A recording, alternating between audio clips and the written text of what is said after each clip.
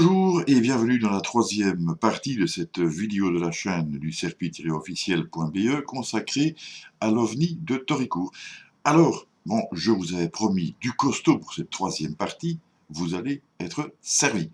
Vous allez voir comment, à partir d'un élément minimaliste, une simple observation, un simple témoignage, effectué de surcroît dans des conditions déplorables, de mauvaise crédibilité, de prise totale au scepticisme, eh bien tout ce qui est autour est vraiment époustouflant. Accrochez-vous. Alors, si vous le voulez bien, on va commencer sur un mot de mineur, mais on va directement partir avec une croissance exponentielle. On va partir vers le costaud, mais en commençant par le plus petit. Rappelez-vous, je vous avais dit que l'événement donc, que nous avions observé ne se retrouvait dans aucune annale, dans aucune trace, dans aucun document donc, de l'époque, à propos notamment de la vague belge.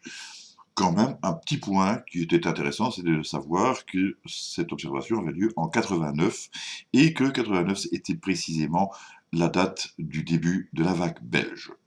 Mais il y a bien autre chose, on y vient. Parce qu'en fait, si on ne trouve aucune trace de l'événement en question, mais de cet événement-là, survenu donc à Toricourt, on en trouve bel et bien, situé un tout petit peu partout, autour et parfois à proximité pratiquement immédiate. Ça se présente de manière totalement différente, mais ça ne nous étonne pas quand on a pris connaissance du style d'observation en question. En l'occurrence, il s'agissait par exemple de boules lumineuses, surgissant parfois tout près ici du siège social du Serpi, avec des dégagements d'odeur et la génération de malaise perdurant chez les personnes. Ça apparaît bien, effectivement, dans le VOB de la SOBEPS. Alors, je vous ai dit que Toricourt était une localité sans grande importance. Chez nous, de manière un petit peu ironique, on dirait d'ailleurs que c'est un village rallongé avec des planches, mais ça c'est un peu méchant, c'est pas mérité. Mais il faut quand même signaler un petit point, qui est peut-être simplement une question de coïncidence, mais c'est que celle-là n'est pas en 89, probablement quelques années plus tard, qu'a résidé un certain Jean-Luc Vertonghen, hélas, 3 fois hélas, décédé depuis. Et qui était ce Jean-Luc Vertonghen, sinon le chef du réseau d'enquête de la SOBEPS, la Société belge d'études des phénomènes spatiaux. Je l'ai dit, peut-être simplement une coïncidence, mais en tout cas, voilà, les faits sont là, c'est historique. Mais qu'est-ce qu'un ufologue de la trempe de Jean-Luc Vertonghen pouvait bien, éventuellement, ce n'est qu'une hypothèse, venir chercher à Toricourt? Il faut savoir que, en fait, moi qui l'ai connu justement, Jean-Luc Vertonghen ne s'intéressait pas uniquement à l'ufologie, mais également, d'une manière beaucoup plus générale, à l'ésotérisme. Alors quel est le rapport entre Toricourt, Jean-Luc Vertonghen et l'ésotérisme?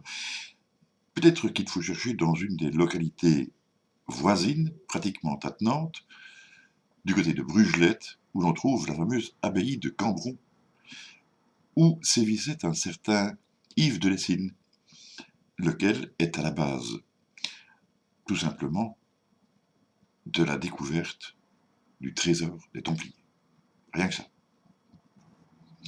Pour les sceptiques qui nous attendent au tournant, il faut dire que cette affaire est complètement corroborée, a été étudiée de manière tout à fait pointue par M. Rudy Cambier, qui n'est autre qu'un philologue de profession, donc pas vraiment un imbécile, et ses propos ont été confirmés par un scientifique, M. Laoust en l'occurrence, donc par des moyens autant informatiques que astronomiques notamment.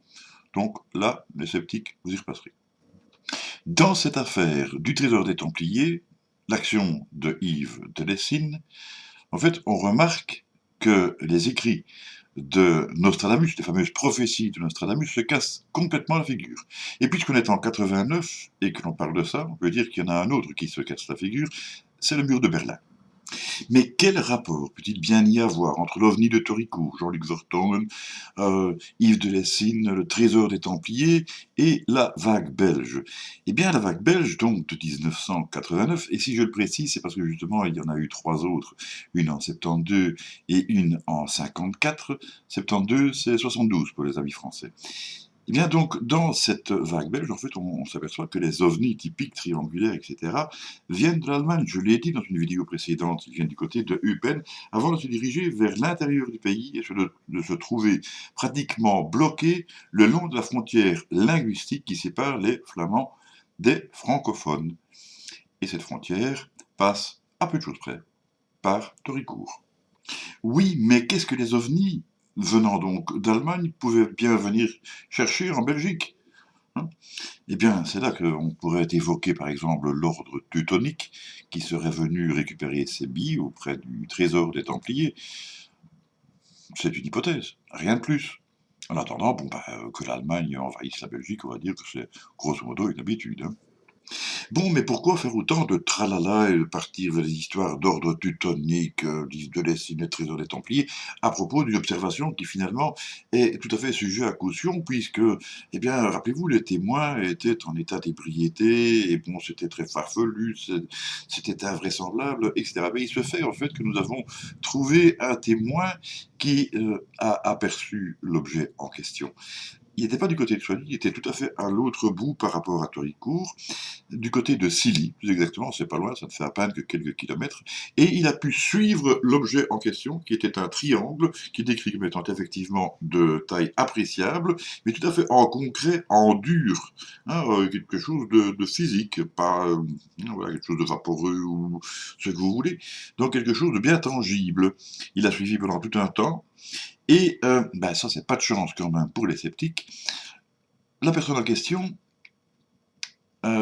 n'était pas du tout, mais alors là pas du tout, en état d'ébriété, et qui plus est, pas de chance, hein, décidément, c'est un physicien. Alors comme je parle de physicien, il ne faudrait quand même pas que vous confondiez avec un physicien qui est effectivement intervenu dans l'affaire d'Arquatripon. Non, c'est pas du tout le même. C'est qu'effectivement, au CERPI, on a plusieurs physiciens.